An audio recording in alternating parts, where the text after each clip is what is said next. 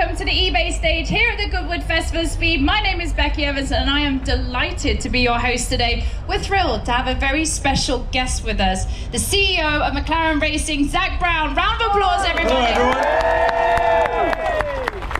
Zak, are you surviving the heat right now? This is the sunniest Goodwood on record. So far, so good. When it's hot here, it can get hot. But that's the best way to be at a racetrack with the sun out. Absolutely. Well, first of all, let's dig into it. Look at this beautiful MCL 36 behind us. Can you talk us through it, this fantastic car?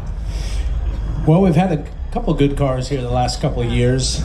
This year, the car's obviously been outstanding. Very close in qualifying. You can see our advantage tends to come through in the race. I think we've got a really good wear on our tires. We don't have any water in our tires, for those that are curious. Only in my drinks bottle.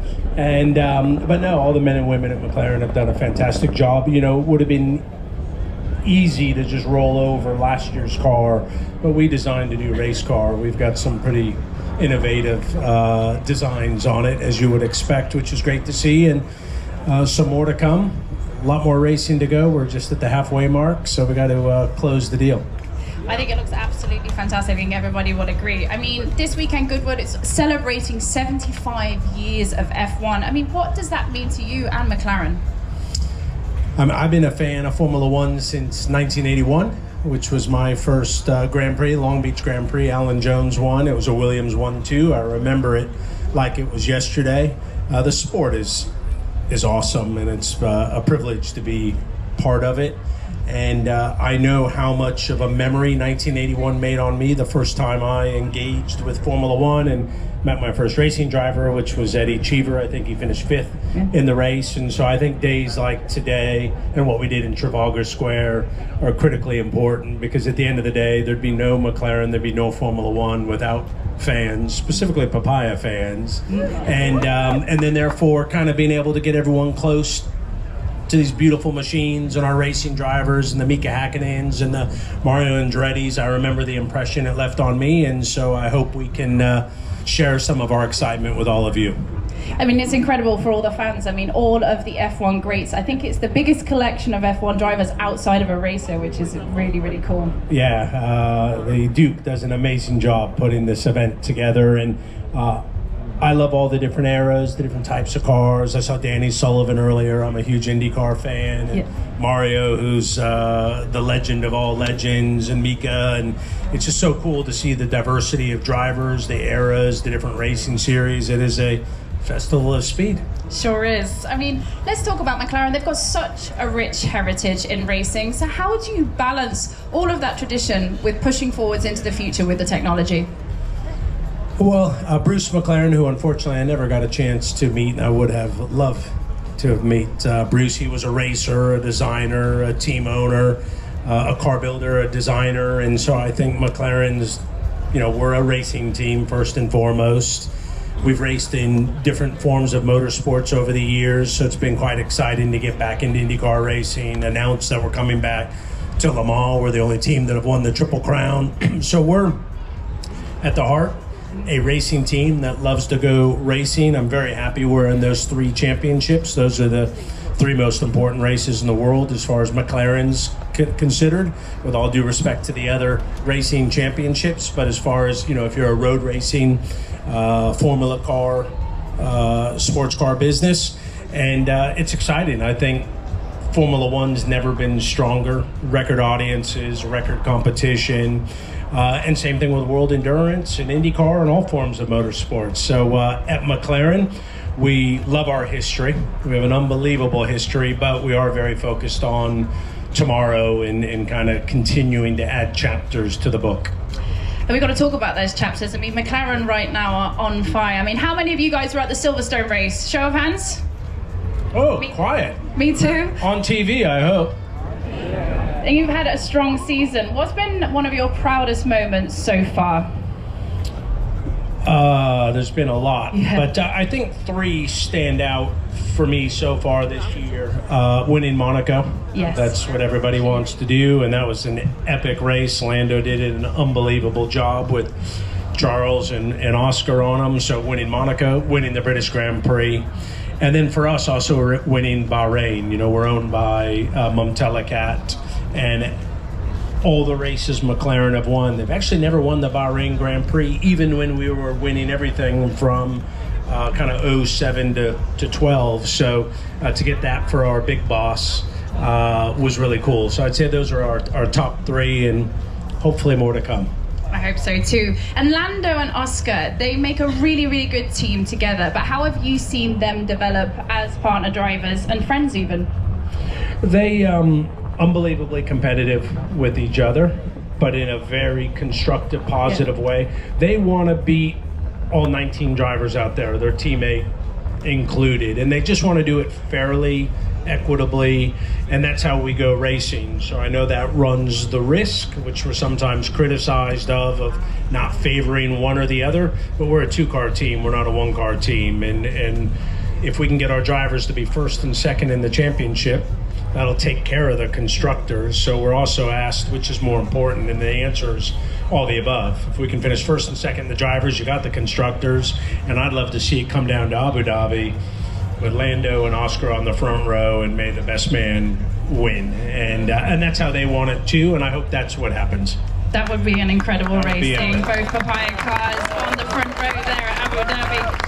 The team has been on a big upward curve lately. Can you put it down to just one thing, or are there many things that would be? No, I think in a Formula One team, you know, we're over 1,000 people, 1,400 people at McLaren Racing, but 1,000 of those in Formula One.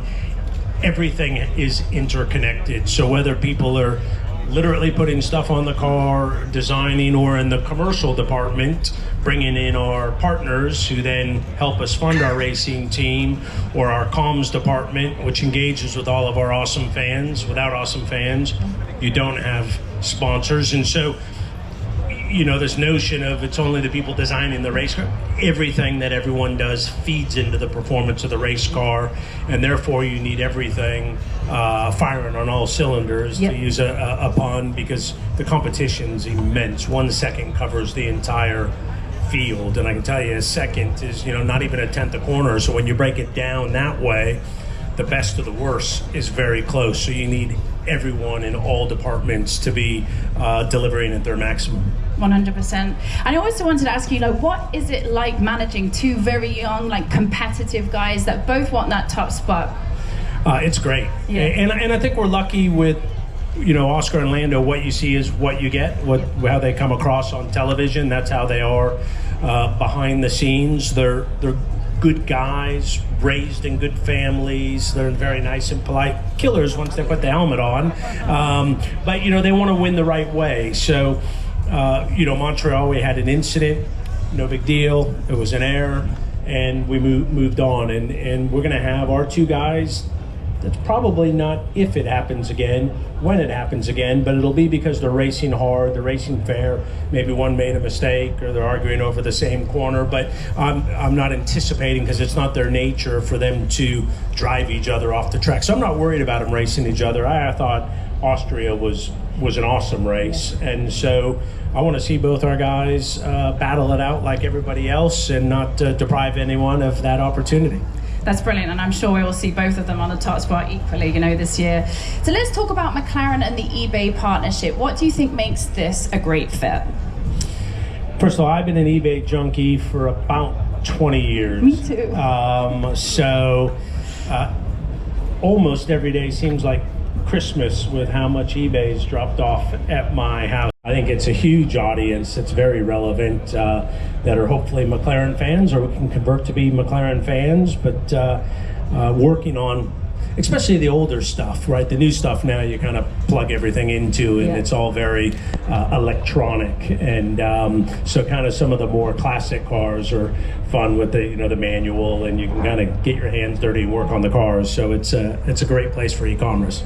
The older stuff was a little bit more simpler to work on, wasn't it? Much simpler. Now it's plug in the laptop and see what the laptop says, and then if it doesn't say the right thing, then you shut the laptop down, you fire it up, and hope it says the right thing next time around. That's step one. But then when you start chasing electrical problems, it can be tricky depending on what it is. So I think... Who's... Oh, I can't listen. Another question? What's the watch? What watch are you wearing today, Zach? That is our partner, Richard Mille. Oh, it's a beautiful, very But no one mugged me. Guys, one more.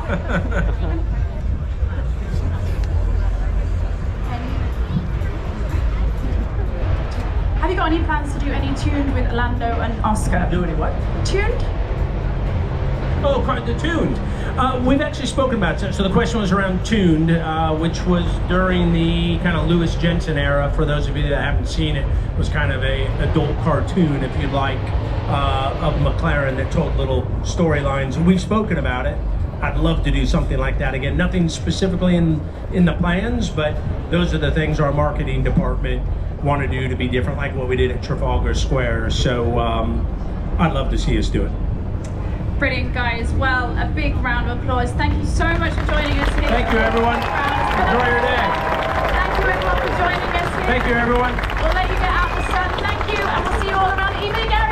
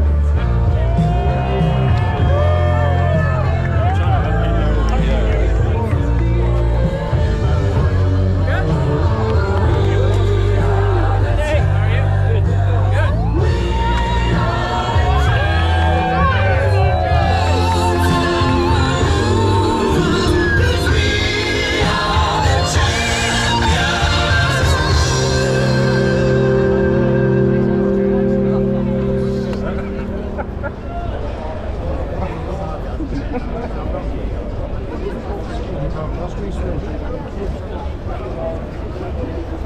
for open.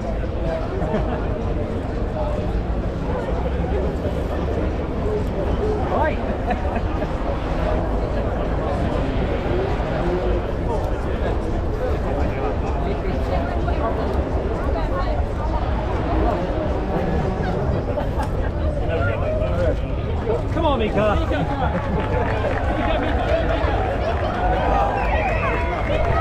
Yeah.